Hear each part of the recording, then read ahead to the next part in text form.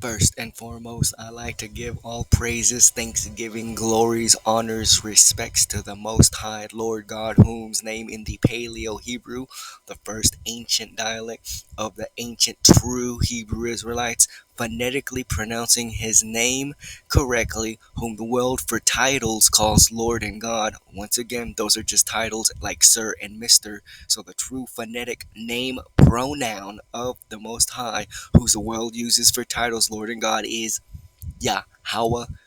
Yahweh, He is, He has been, He will be, He exists, He is existence itself. Yahweh, He exists, He is existence itself.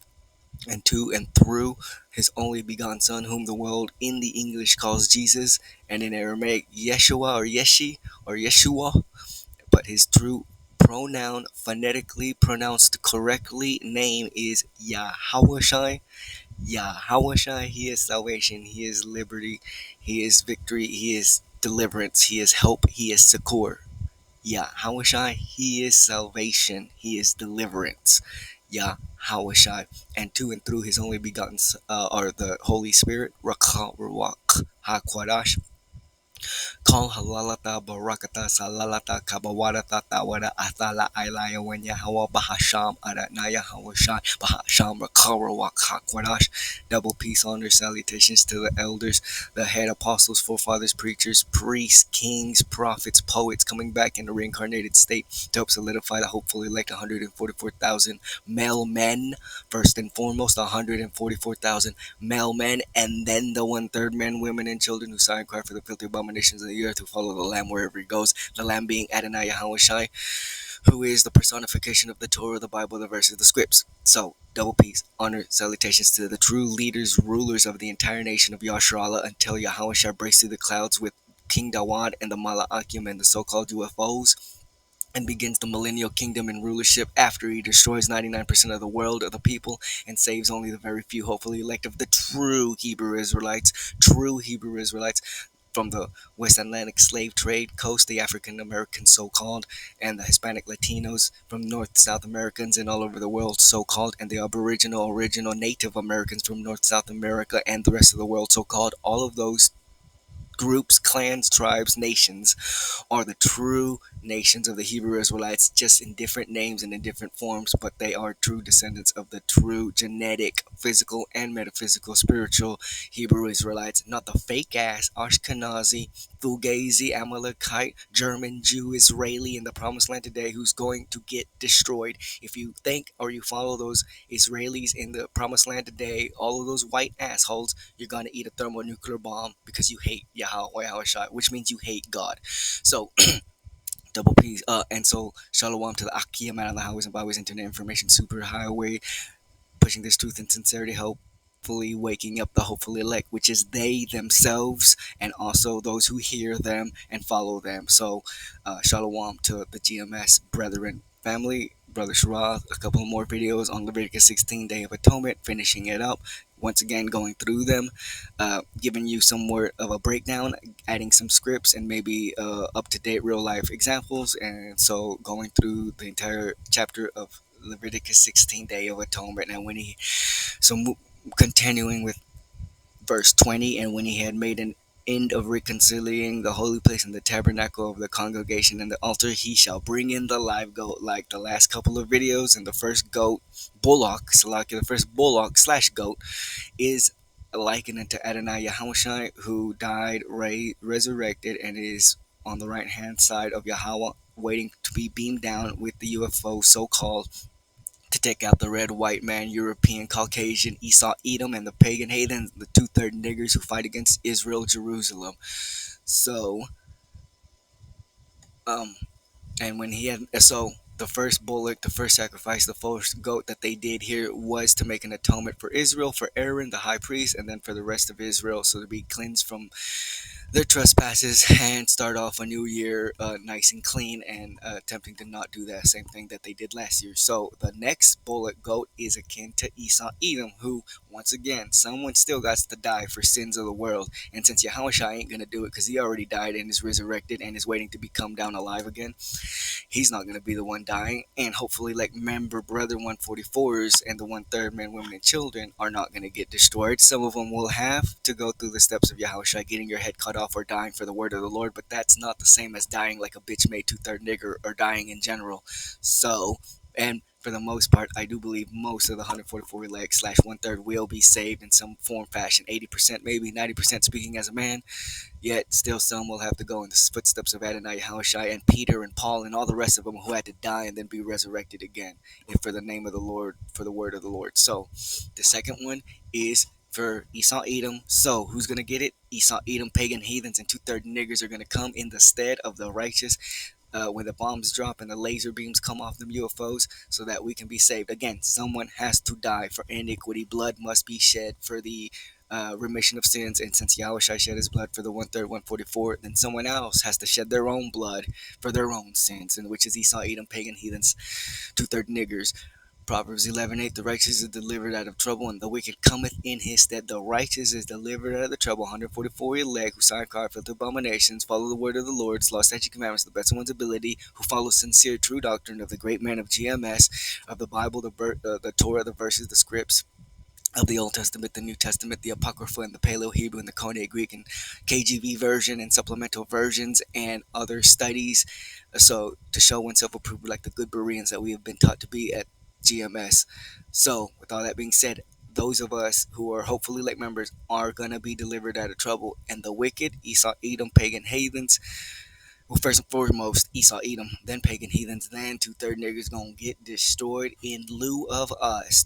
Proverbs 21:18, the wicked shall be ransomed for the righteous, and the transgressor from the upright. And all because, and remember, the only reason the 144 elect, one-third men, women, and children, and then in the end, all of Yasharala will be saved in the millennial kingdom through the nutsucks of the mighty men of the 144,000.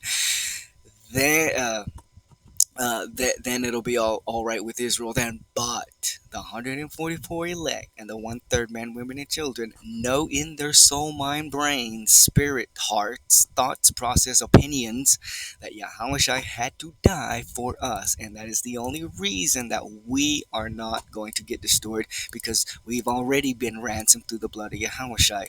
And two-third niggas and the rest of the world who don't believe in Yahushua, don't care about Yahushua, who Yahushua has nothing to do with them because they're pagan heathens, Esau Edom, they're gonna die. They're gonna be instead in lieu, in place of us, the righteous, hopefully elect member brethren. So, Leviticus 60:20, when he hath made an end of reconciling the holy place with Adonai Yahushua's goat blood bullock and the tabernacle of the congregation, Israel, and the altar, he shall bring in the live goat, the one that actually, hilariously enough, is not going to die. Well, we don't know if he dies because he's going to be sent into the wilderness, but we know that it is a goat of iniquity, and it will not meet, pretty much likely not meet a good end.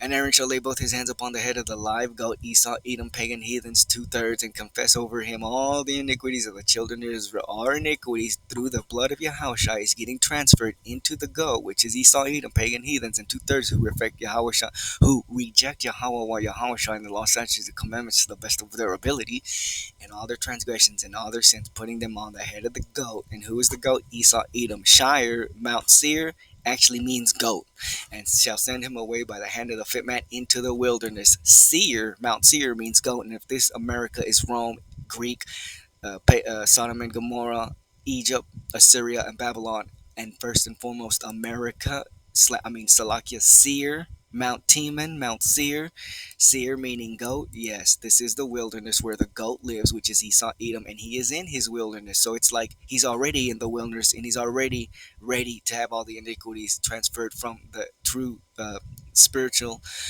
as well, carnal as well as spiritual descendants of the hopefully elect and one third men, women, and children who cry inside. Their sins are going to be transformed into Esau, Edom, once again, pagan heathens, and two-thirds in the wilderness, which he already is, we are in, which is America, and they're going to get blown up in thermonuclear fire. Moving on to 22 verse, and the goat shall appear upon all their iniquities, and the goat shall bear upon him all their iniquities unto the land not inhabited, and he shall let go the goat in the wilderness. The land not inhabited, talking about future America and thermonuclear bombs and fire, and the goat will be in the wilderness. He's already in the wilderness, as I have said. All we need is a fiery flame to be lit, and what will it if it's already fired up, because this place is going down pretty fucking quickly. Not just the world like it's always been, but America, the pinnacle of shit ain't never bad over here. Well, shit's getting worse and worse. You're even outdoing the third world countries, quote unquote, that they themselves have destroyed. America is looking worse than third world countries.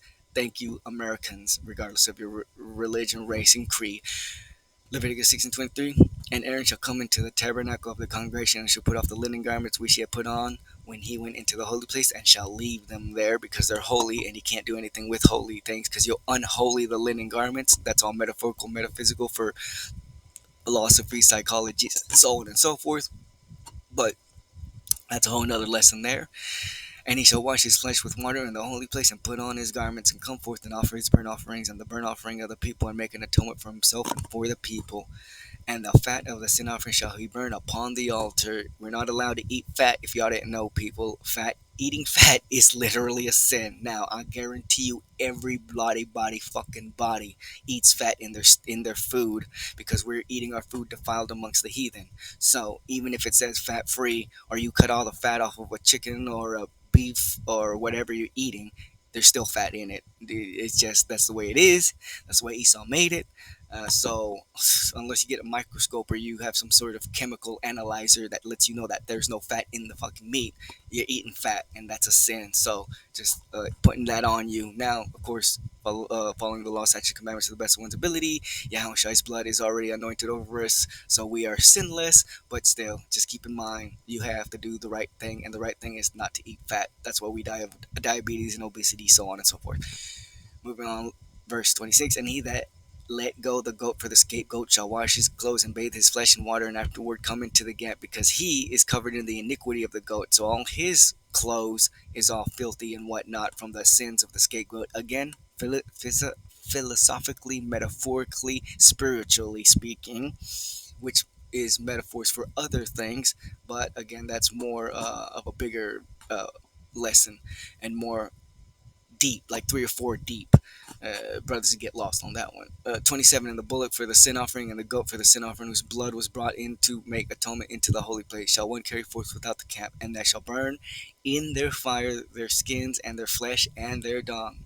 Once again, verse 27. And the bullock for the sin offering, and the goat for the sin offering, whose blood was brought in to make atonement in the holy place, shall one carry forth without the camp.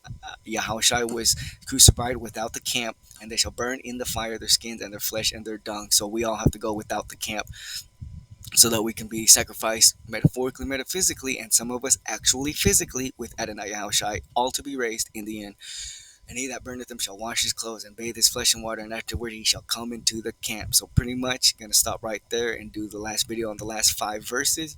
But pretty much this is just the actual tradition ceremony that has to be done, that is a metaphor for what is happening within our souls. So physically, carnally, this ceremony, tradition, is metaphorically, metaphysically having something to do and saying about our soul, spirits, and minds, through and for Yahweh Yahushai. So until then, the righteous will be saved, because the wicked are going to be destroyed in lieu of them, instead of them, in place of them. So until the bombs drop, shalom, and I'll come back with you with the last of the Day of Atonement video. Shalom, brother Akim.